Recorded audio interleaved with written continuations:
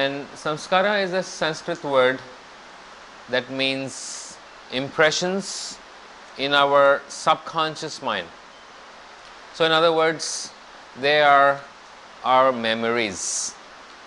Samskaras are our memories. So every single memory that you have which is lodged in your subconscious mind, not only in this life but from all your lifetimes. So nature has given us a defense mechanism, a protection. Nature only gives us access to our memories from this lifetime. The reason for that is nature is very kind.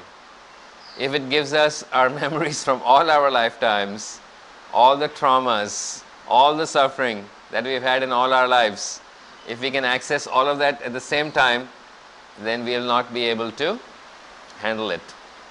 We will be in complete distress. There's no words to describe the amount of trauma that we will be experiencing if we can see all our lives and all the trauma and all the suffering together at the same time.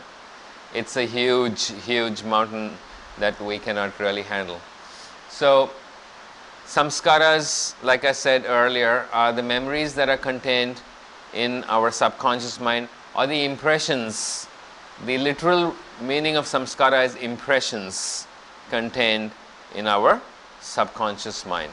This experience that we're having right now is our conscious experience, the experience of the conscious mind, which is only 10% of our subjective experience. If we go into the past and we access our memory bank, we access our subconscious mind, that's where 90% of our experiences are contained. So when we are born, we are bringing with us all the samskaras that we have from our past life. We bring them with us. It's just that we don't have a conscious memory of these samskaras. Now, samskaras are the root of all habits. That's very important for us to understand. Samskaras are the root of all our habits. Whatever our experiences are, past experiences are, they will formulate our habits. So what we have to understand first is, if you want to change your habit positively, you want to take a negative habit and make it positive, then you have to understand what is the driving force behind that samskara or behind that habit. What is the samskara which is the driving force behind that habit? That's very important for us to examine through our swadhyaya, through our self-study process. So samskaras will dictate our habits, and our habits will dictate our karma.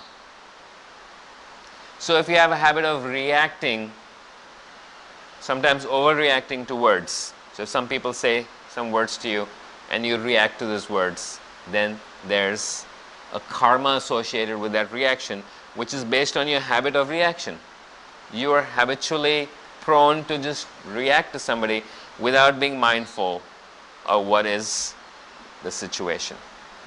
So samskaras to habits to karma, because karma is action and habits will form action. So good habits and not so good habits will lead to good karma or bad karma.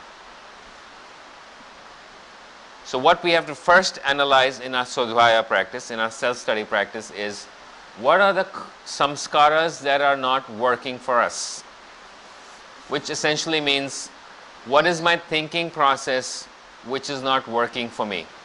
If my thoughts are negative, they're going to cause bad habits with bad speech, dishonest speech, and creating negative karma for myself. So we have to find a method which Maharishi Patanjali talks about in the Yoga Sutras. He says, when negative thoughts disturb the mind, practice replacing those with positive thoughts. So that's a practice by itself. The sutra describes the practice. When negative thoughts disturb the mind, practice replacing those thoughts with positive thoughts.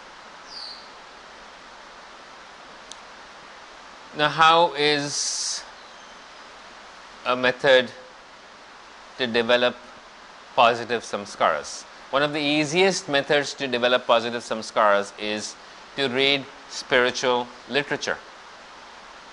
So the information that you're getting, the knowledge that you're getting from spiritual literature will become new samskaras in your mind. There will be new experiences that you're gathering from the outside.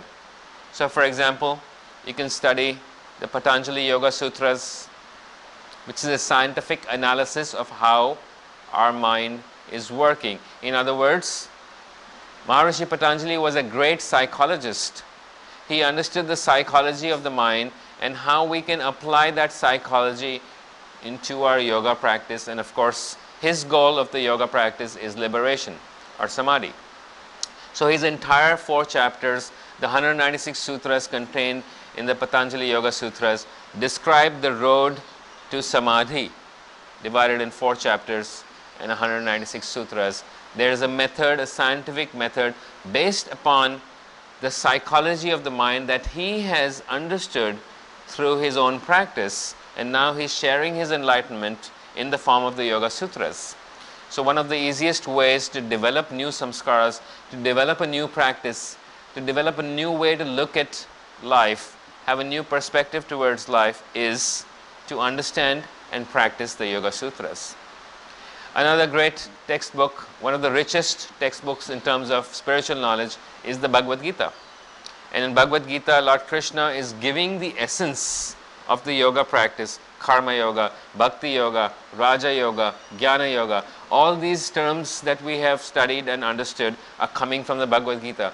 So in 18 chapters, in 700 verses, Lord Krishna is giving Arjuna the method again to practice the yoga path in its entirety and reach the state of liberation or moksha. So studying spiritual literature will give us new samskaras, a new perspective of how to look at life and then how to practice yoga in our daily lives. So one of the important parts of our yoga practice is the study of spiritual textbooks, which is known as swadhyaya or study.